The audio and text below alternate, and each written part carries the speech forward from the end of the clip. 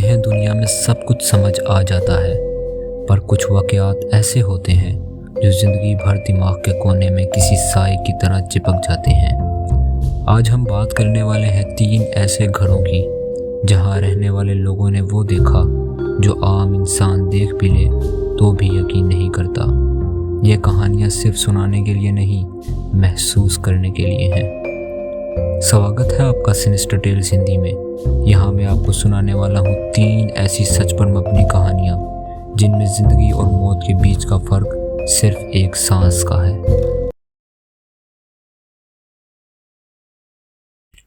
सोचो, रात को सोते वक्त तुम्हारी खिड़की के पीछे कोई खड़ा हो और वो इंसान भी ना हो और ना ही जानवर, ना उसके पैरों की चाल मामूली, ना उसकी आंखों की रोशनी इंसानी, तो तुम भागोगे या जम जाओगे। 7वीं दहाई के आखिर टेक्सास के कोस्टल प्लेन्स का एक पुराना घर, 2 भाई, एक 10 साल का, एक थोड़ा बड़ा, पीछे बड़ा आंगन, ऊंची लकड़ी की दीवार और उनका बेडरूम पूरे शीशे का। रात को कोई भी बाहर हो सीधा उन्हें दिख सकता था। उस रात छोटा भाई बात कर रहा था, पर बड़ा भाई एकदम चुप हो गया। आंखें एक ही जगह अटक गई। भाई, क्या हुआ? जवाब आया हल्की कांपती आवाज में, बिल्कुल हिलना मत। छोटे ने सोचा मजाक है, पर जैसे ही उसने पीछे पलटकर देखा, खिड़की के बिल्कुल पीछे एक बहुत बड़ा, बहुत लंबा जानवर जैसा सर, सिर्फ 2 इंच दूर, चमकती 2 आंखें सीधा उनकी तरफ। दोनों की चीख एक साथ निकली। वो चीज झुक कर नीचे गई और एक ही छलांग में लोहे की जाली पार करके अंधेरे में गायब। पिता बंदूक लेकर दौड़े, पर कुछ नहीं मिला। सबने कहा बच्चों का सपना होगा, पर दोनों भाई जानते थे सपना होता तो इतनी ठंड उनकी हड्डियों तक न उतरती। रात 1:30 बजे, खामोशी। दोनों भाई एक पलंग पर चिपक कर बैठे। वही चीज फिर से आई। इस बार वो जाली के नीचे से अंदर आई, 4 पैरों पर चलती हुई, पर जाली उसके कंधों तक ही आती थी। इतनी बड़ी कि इंसान और जानवर दोनों के जैसी लगती थी। वो सीधा खिड़की के पास आई, नाक शीशे से लगाकर उन्हें घूरती रही।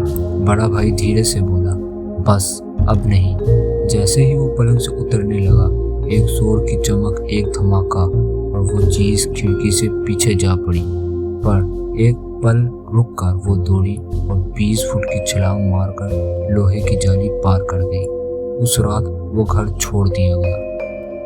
पिता ने बाद में बताया, मैं गैराज के कोने से घूमकर पीछे गया और मैंने उस चीज को 4 पैरों पर चलकर खिड़की के पास आते देखा।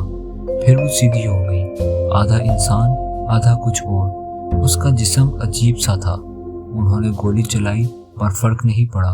वो दौड़ी और अंधेरे में घुल गई।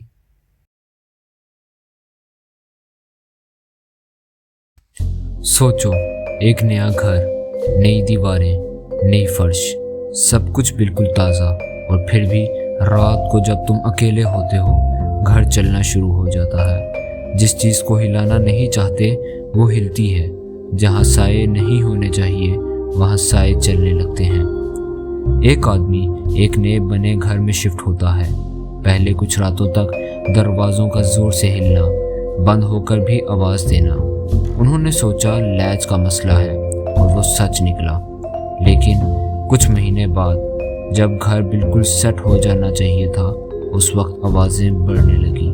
ख़ास तौर पर जब घर में कोई नहीं होता था। फर्श की कर दीवारों से आवाज़ें आना, वो आवाज़ें जो एक पुराने घर में होती हैं। पर यह तो बिल्कुल नया घर था। उसके बेडरूम में गिटार्स लटके होते थे। 1-2 बार नहीं, 2-3 बार उसने महसूस किया कि गिटार्स की तार किसी ने छेड़ी हो। पूरा सुर नहीं, पर इतना ज़रूर कि आवाज़ हवा में फैल जाए। एक दिन वो शावर में था और एक तस्वीर उसकी नज़र के कोने में तेज से हिली, एकदम जैसे किसी से उंगली से हिलाया हो। तस्वीर अब तक सीधी नहीं हुई।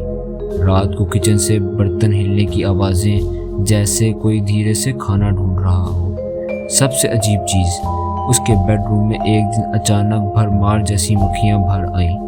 दिन भर, रात भर, फिर जैसे अचानक आई थी वैसे ही गायब। घर नया था, कोई वजह भी नहीं थी। और अब आदमी खुद पूछता है क्या ये घर सेटल हो रहा है या कोई मेरे साथ चिपक कर आ गया है? क्या मैं अकेला नहीं हूँ? सोचो, आप अपनी माँ को सामने देख रहे हो। उनका चेहरा, उनके बाल, उनकी हर हरकत बिल्कुल वैसे ही, पर जब आप उन्हें पुकारते हो वो जवाब नहीं देती। और जब आप उनके पास जाते हो तो पीछे से असली माँ आकर पूछती है, तुम मुझे क्यों बुला रहे थे? फिर जिसे आप देख रहे थे वो एक पल में गायब। नरेटर जब 12 साल का था, एक शाम वो अपने पिता के कमरे में बैठा बात कर रहा था। कमरा शांत, हल्के अंधेरे में सिर्फ क्लोजेट से हल्की सी रोशनी। उसके सामने उसकी माँ, क्लोजेट के अंदर बिना लाइट के, लेकिन दोनों बाप बेटे को साफ दिख रही थी कि माँ कपड़े फोल्ड कर रही है। उनकी हर हरकत बिल्कुल नॉर्मल, ऐसे जैसे रोज करती हो। बाप ने एक बात पूछी, मेरी बात सुन रही हो? कोई जवाब नहीं। फिर उन्होंने दोबारा पूछा, फिर तीसरी बार, फिर आवाज़ ऊंची हो गई, अरे सुन रही हो? जवाब दो।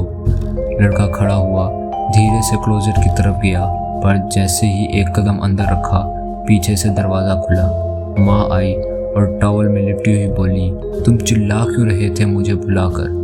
लड़का जम गया, पिता की सांस अटक गई। दोनों ने एक साथ उस माँ को देखा जो एक्चुअल में रूम के बाहर से आ रही थी। फिर क्लोजेट की तरफ देखा, अंदर कोई नहीं, बिल्कुल खाली। ना कपड़े फोल्ड होते हुए कोई दिखा, ना कोई इंसान, सिर्फ सन्नाटा। जो पहले उसके सामने थी वो माँ नहीं थी, वो चीज़ सिर्फ माँ के रूप में थी। और सबसे डरा देने वाली बात, ये दोनों बाप बेटे ने एक साथ देखा।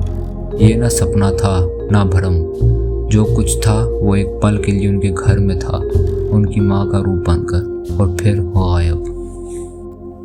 3 घर, 3 अलग कहानियाँ, 3 लोग जिन्हें लगता था वो बिल्कुल अकेले हैं, पर शायद कुछ घर खाली होते ही नहीं और चीज़ें इंसान के साथ चलती रहती हैं।